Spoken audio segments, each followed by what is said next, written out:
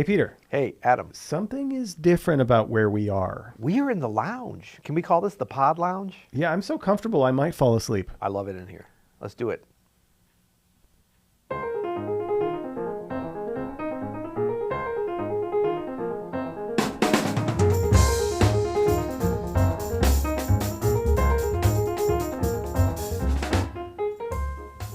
I'm Adam Maness. And I'm Peter Martin. And you're listening to the You'll Hear podcast. Music explained. Music explained. You know, there's never going to be a consistent tagline. And but this is tied into what we're talking about today. It is, actually, yeah, because we're going to be talking premonition. about all kinds of music. By the way, just for our YouTube folks, I don't know if you can see my awesome new Open Studio Pro hoodie. The 2 is just the 5, Peter. You know what that means? I do know what it means. That's great. It's drop 2, right? Nope.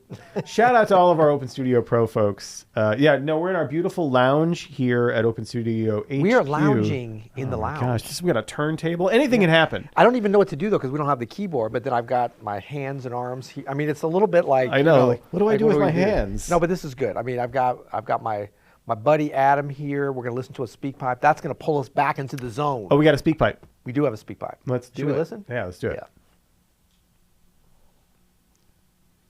Caleb doesn't know that you have to refresh the page. Brendo calling from Chicago, and I am a fan of jazz. Oh! But one of my goals in learning about jazz is to improve my playing and songwriting in other genres, such as rock, pop, funk, and others. And you've done some episodes about the benefits of playing other instruments. So I'm wondering if you could talk a little bit about how learning jazz or being a jazz musician helps to improve your understanding or appreciation or playing of other genres, or vice versa. Anyway, I'm a big fan, so please keep it up, and talk to you later. Thanks. I love this. I love this question because it's topical to some of the other videos and episodes we've had recently. Yeah. But also, I think that this idea of folks coming to jazz, not just to learn to play jazz as the be-all, end-all, for us to understand this and to talk about it and to celebrate it, perchance, is so important, because I think for us and for a lot of like hardcore jazz players, we look at it as we're studying jazz because we want to be jazz players. Yeah. You know, and there's nothing wrong with that. But I'm starting to realize there's a lot more people, perhaps, or there's certainly many people that are coming to jazz just to learn the mechanics of music, to further their ear training in a cohesive way, in a fertile way, to be able to, learn about different grooves, different rhythmic concepts, different, harmonic forms, different changes, whatever.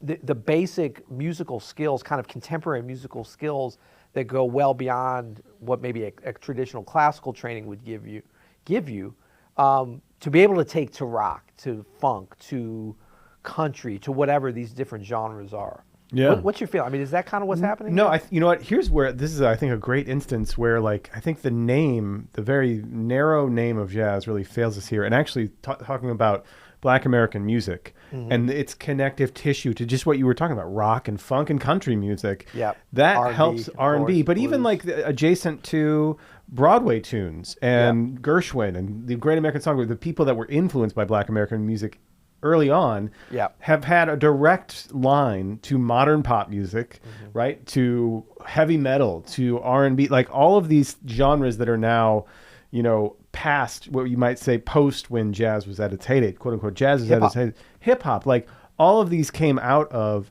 that Black American music experience from the early 20th century. So getting to know that, I think, really gets your foot in the door for a lot of different genres. And actually, I'll say that it's just learning about music in general, going deep on any genre of music, you're going to run into the same 10 things. Yeah. Right? You're going to run into rhythm, melody, harmony, arranging, like all these different things that we all use. This is the basic elements of music. The basic elements of music. Western So music.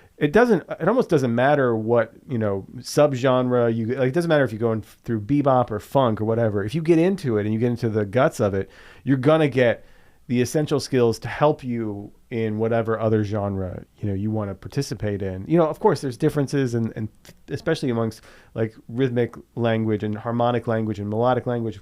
Everything's very different, but learning how to learn that is the key. Absolutely. You know? And, I'm starting to think, or just starting to realize the importance of learning to improvise, just to really be able to elevate your musical sensibility, no matter what you then go into. I always thought of it as, and it is a specific skill that you need to have to play jazz, to be able to, it's such a big part of the expression of of like what makes jazz what it is. I think it's kind of the biggest part of it, beyond what instruments you're supposed to play, 100%. Is it swinging, whatever. To me, and it's not to say if something is not heavily improvised, it's not jazz. I'm not saying that, but like that's kind of what typifies and sort of defines. I don't even want to say defines. It just sort of associates, different types, subgenres, or whatever to go under that umbrella of jazz or Black American music. It's like the improvisational element, to varying degrees, is so important. Yeah. But it's also, learning to improvise, learning about improvisation, transcription of improvisations is such a vital part of so many important musical skills that you need to have. Yep. Like we think about learning specific skills from certain periods or subgenres, and I think that that's so important. But in jazz, it's always kind of under the guise of some kind of improvisation. So like when we look about and talk about bebop, it's not so much that like, okay, I want to learn how to master bebop playing so that I can play bebop. No more so than you would say, I want to learn everything about ragtime so that I can play ragtime. It's almost like that's sort of a byproduct of that. Whereas most people would think of that's the main thing, and then getting these other associated skills is the byproduct. It's like, no, you're learning how to craft, specific melodic lines with a syncopation and a bounce to them that can be used in hip hop, that can be used in R&B, that can be used in funk and everything. Bluegrass. Bluegrass. I mean, like you could literally take a bebop line and float it over all those different styles and other ones. Totally. And it sounds classical. Absolutely. I mean, we hear like the Ron Carter, Totally. Brandenburg concerto when he's like putting some bebop bass lines. You're on John Adams and City Noir. I mean, it's got that in it. Exactly. Yeah, absolutely. And I'm not even necessarily talking about then specific harmonic things that can be taken, But it's like jazz is such a great place to learn about these things. Like the complexity of it is certainly off-putting to a lot of people because it's like overwhelming. But to me, it's very much the same way you might look at like, how are you going to really learn about basic and beyond, but basic harmony? Like you can go a lot of places, but if you go to the Bach chorales, it's not about like, oh, why do you have to go back 250 years to Germany? It's like, well, no, you don't have to, but that's a great example. It's a great place for you to learn about voice leading. That's a great place, not to learn how to write chorales. You're probably never going to do that. You can as an exercise. But to be able to develop those musical skills. Yeah, with jazz, I mean, the real, and again, I'll just say, not even with jazz, but again, Black American music in general, what you have there is this diversity, this complexity of music over several generations where you get to learn how to improvise melodically, harmonically over different kinds of rhythms as the rhythm has evolved. The melodies and the harmony didn't evolve as rapidly as all of the rhythmic vocabulary has. So, which is kind of cool because you get to play tunes now with the same fundamental harmonic and melodic principles as they were playing in the 50s. Yeah. But the rhythmic feel has changed dramatically. Now, obviously, of course, like there's modal music and things in the 70s and simplification or ornamentations that change, all that stuff, of course. Yeah. But in general, once you learn the sort of fundamentals of Black American music, of melody, harmony, rhythm, how to learn that, how to improvise, which is basically composition on the spot, and you take that principle to other genres that maybe have a different form. Yeah. Right? So like you wouldn't take the improvisational spirit of Eric Dolphy to your R&B gig necessarily, right? Now, you could take some of his melodic improvisational compositional principles and the way that he developed rhythm and harmony and melody in his solos, and you could apply that to your songwriting and composition 100%. Yeah. And even textures and sounds. And I think you can take the skills that you would acquire from studying Eric Dolphy's compositions and his improvisations and his rhythmic approach. Those skills that you get, those more indirect skills, you can definitely take. Absolutely. To something that. So I mean, I think that's that's kind of the thing. The other part of the question that I didn't quite understand and we didn't hit on, but that's okay, is about playing different instruments. Did you catch what that was about? Yeah, just because we like to be thorough. How playing different instruments can help your main instrument, which we talked about in a few different episodes. But you know what? I think this might be a little bit of a, not a mystery to jazz musicians, but a little bit of something we don't have as much experience. Although you're kind of an outlier as a jazz musician in that you can play several instruments really well. Yeah. But most jazz musicians can play some, you know. Yeah, I would say every good jazz musician I know can play.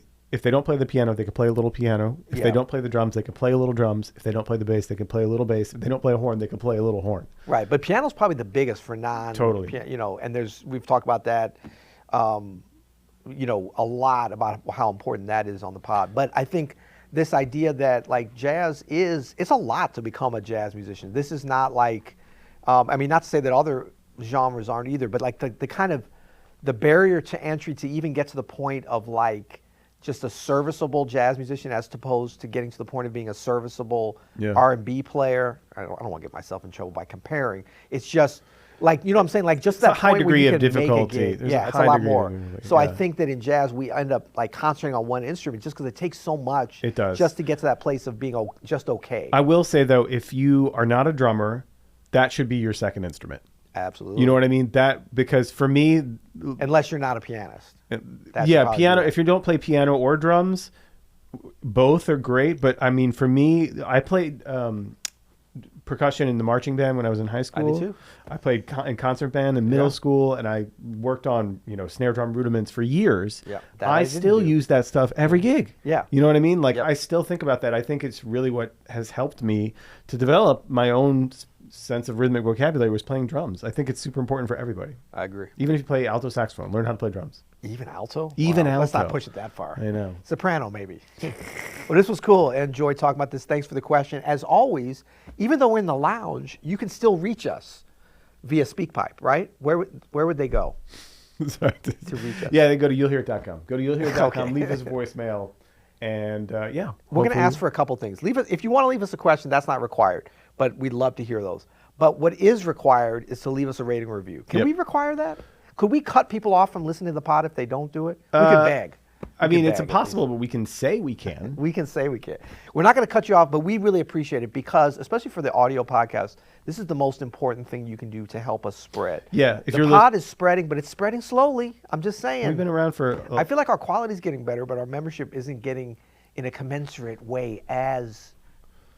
It's not developing as quickly. Folks, we're hitting Peter Martin right in the ego here. So do us a favor. Leave us a rating and review. It means brother so much a bone. It means so much to him. For only a rating and review a day. It means something to you. It means something to Caleb. It's all of us. Amazing jazz musicians' day will be made with your rating and review. Yeah. So and if you're watching us on the YouTubes, first of all, if you're not watching us on the YouTubes, check us out and come. You know, we have some of our diehard fans over at Open Studio that just today were commenting on the videos, wow, I didn't even know about this channel. Yeah, we have our own special You'll Hear It YouTube channel. Go subscribe, put the bell on. We go live over there every Monday, so you're going to want to check that out. And sometimes other times. And so there's a link below in the pod and on the YouTube to subscribe. That's the best way to spread this on the YouTubes is to subscribe. Totally. Rating review on the podcast. You got that? I got it. That's called Podcast Marketing 101. No, I got it. Do they got it? Do they got it? I hope so. Until next time. You'll hear it.